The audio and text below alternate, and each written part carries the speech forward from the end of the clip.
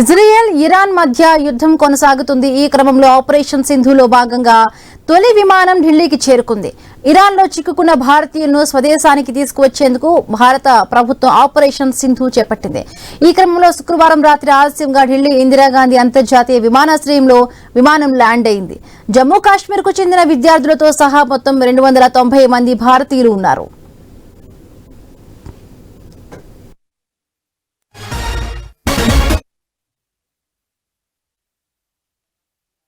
काज़मी है, मैं मशहद से आ रहा हूँ। हालात तो ख़राब हैं, बहुत काफ़ी ख़राब है। ईरान के तो बेसिकली ज़्यादा ख़राब हैं तेहरान के।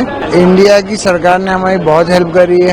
हम लोग फंसे हुए थे, हम लोग को बॉर्डर क्रॉस करने में बहुत हेल्प करी है। और यूपी की सरकार ने भी हेल्प कर रहे हैं, हमें अपने घर तक पहुँचवा रहे हैं। तो काफ़ी हम लोग थैंक यू करना चाहते हैं उन लोगों का। रुखसाना परवीन, बहुत अच्छा लगा, बहुत सुरक्षित जगह थे। हमें कुछ नहीं मालूम, हम होटल में रूम में थे और सुरक्षित जगह थे। हमें दोनों सरकार से बहुत हेल्प मिली है कि हमें सुरक्षित यहाँ पहुँचाया गया अपने वतन यूपी में। बहुत अच्छा लगा, इंडिया तो अपनी है। యుద్ధం నేపథ్యంలో ముందు జాగ్రత్త చర్యగా టెహరాన్లోని భారతీయులను మహ్మద్ నగరానికి తరలించారు. అక్కడి నుండి స్వదేశానికి తీసుకువచ్చేందుకు భారత ప్రభుత్వం ప్రత్యేక ఏర్పాట్లు చేసింది. ఇరాన్కు చెందిన మహాన్ ఎయిర్లైన్స్ విమానాలను ఉపయోగిస్తూ ఉన్నారు. భారతీయుల తరలింపు కోసం ఇరాన్ ప్రభుత్వం తన గగనతలాన్ని ప్రత్యేకంగా తెరిచింది. సాధారణంగా మూసి ఉంచే తమ గగనతలాన్ని భారతీయుల కోసం తెరవడం ఒక ప్రత్యేక చర్య అని ఇరాన్ అధికారులు తెలిపారు. మొత్తం 3 విమానాల ద్వారా సుమారు 1000 మంది భారతీయులను తరలించేందుకు ఇరాన్ అనుమతినిచ్చింది.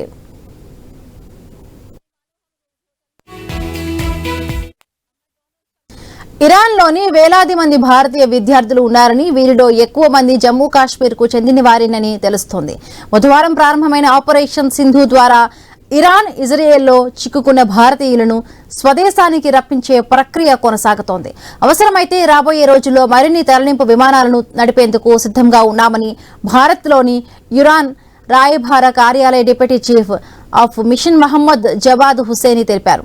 ఇరాన్లో సుమారు 10,000 మంది భారతీయులు నివసిస్తూ ఉన్నారని, స్వదేశానికి తిరిగి రావాలి అనుకునే వారిని తరలిస్తున్నామని హుసేని పేర్కొన్నారు.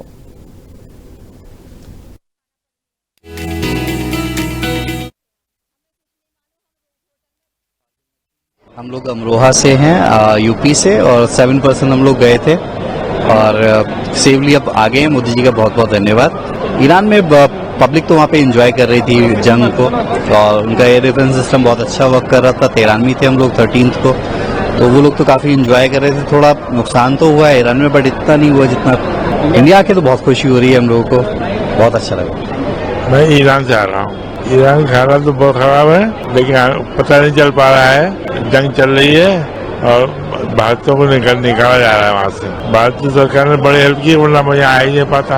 हम लोगों ने दरखास्त की थी उनसे, तो उन्होंने हमको वहाँ तुर्किस्तान यहाँ वापस हो जाए। यहाँ अपना घर है, अच्छा लगा है। मैं ईरान से आ रहा हूँ। ईरान का हालात तो बहुत खराब है। ఇజ్రాయెల్ ఇరాన్ మధ్య యుద్ధం కొనసాగుతుంది. ఈ క్రమంలో ఆపరేషన్ సింధులో భాగంగా తొలి విమానం ఢిల్లీకి చేరుకుంది. ఇరాన్లో చిక్కుకున్న భారతీయులను స్వదేశానికి తీసుకువచ్చేందుకు భారత ప్రభుత్వం ఆపరేషన్ సింధు చేపట్టింది. ఈ క్రమంలోనే శుక్రవారం రాత్రి ఆలస్యంగా ఢిల్లీ ఇందిరాగాంధీ అంతర్జాతీయ విమానాశ్రయంలో విమానం ల్యాండ్ అయింది. ఇరాన్ నుంచి ఢిల్లీకి చేరుకుంది తొలి విమానం. భారతీయులను స్వదేశానికి తీసుకువచ్చేందుకు భారత ప్రభుత్వం ఆపరేషన్ సింధు పేరిట ఇక్కడికి స్వదేశానికి భారతీయులను తీసుకువస్తూ ఉన్నారు. రైట్, దీనికి సంబంధించి మరిన్ని పూర్తి అప్డేట్స్ మా ఇన్పుట్ ఎడిటర్ శ్రీకాంత్ అందిస్తారు. Srikanth. Good morning.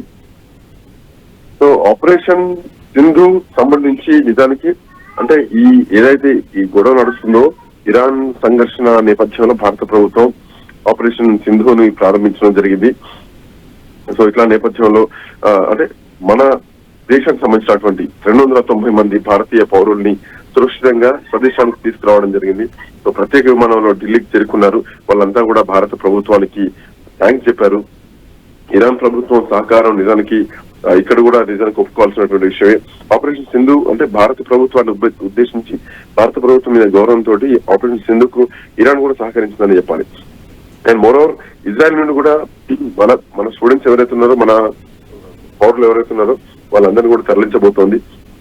So so ఇట్లా నేపథ్యంలో ఇరాన్ ఇజ్రాయెల్ వివాదం పెరుగుతున్న నేపథ్యంలో తమను సురక్షితంగా తీసుకొచ్చినటువంటి భారత ప్రభుత్వానికి కూడా విద్యార్థులు నిజానికి కృతజ్ఞతలు చెప్పారు. వాళ్ళంతా ఇరాన్ నుంచి వచ్చినటువంటి నోయిడా నుంచి వచ్చినట్టు కొంతమంది కూడా వాళ్ళు మాట్లాడారు. అక్కడ యుద్ధ పరిస్థితి నడుస్తోంది, అక్కడ నుండి ఎట్లా బయటపడతామో కూడా మాకు అర్థం కాలేదు.